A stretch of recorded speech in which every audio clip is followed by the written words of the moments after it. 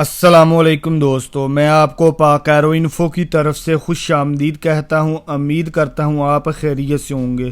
تو دوستو، اٹلی میں موجود امیگرینٹس کے لیے بہت بڑی خوشخبری ہے کہ 30 مارچ کو امیگرینٹس کے لیے کیا اہم فیصلہ ہونے جا رہا ہے۔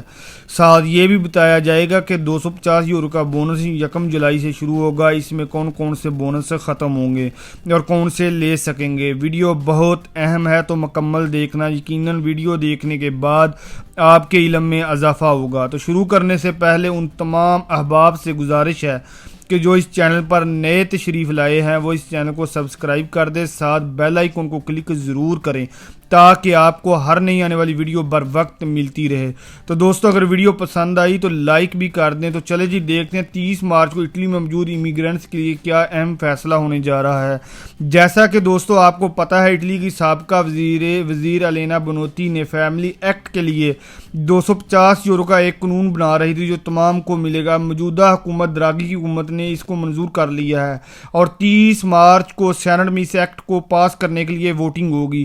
اس میں منظوری کے بعد 1 جولائی سے شروع ہوگا۔ اب دیکھتے ہیں کہ اس بونس ملنے کے بعد کون سے بونس ختم ہوں گے۔ بونس بیبے، بونس نتلیتا، سینیا فیملیارے، یہ تمام بونس ختم کر دیے جائیں گے۔ ایک ہی بونس دیا جائے گا 250 یورو کا۔ اب سوال یہ ہے کہ کب سے ملے گا۔ یہ 7 ماہ سے شروع، مطلب جب بچہ ماں کے پیٹ میں ہوگا تب سے 250 یورو کا اور 21 سال تک ملے گا۔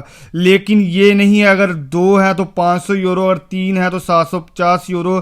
ہر دوسرے بچے کے بعد 20% اضافہ کیا جائے گا اور انویلڈ بچوں والوں کے لیے 50% اضافہ۔ باقی کنڈیشن پر ڈیپینڈ کرتا ہے، ساری زندگی بھی مل سکتا ہے۔ اگر بچے کی ماں 21 سال سے کم ہے تو اس کو مزید زیادہ دیا جائے گا۔ لیکن یاد رہے جو ریڈیٹو والا بونس لے رہے ہیں فیملی والے افراد، ان کو یہ ایکسٹرا بھی ملے گا۔ اس کے لیے حکومت نے تقریباً 11 ملین یورو مختص کیا ہے۔ باقی 30 مارچ کے بعد اس کے بارے میں کوئی اپڈیٹ آئی تو اس کے متعلق ویڈیو آئے گی میرے یوٹیوب چینل پر، آپ کو مل سکے گی۔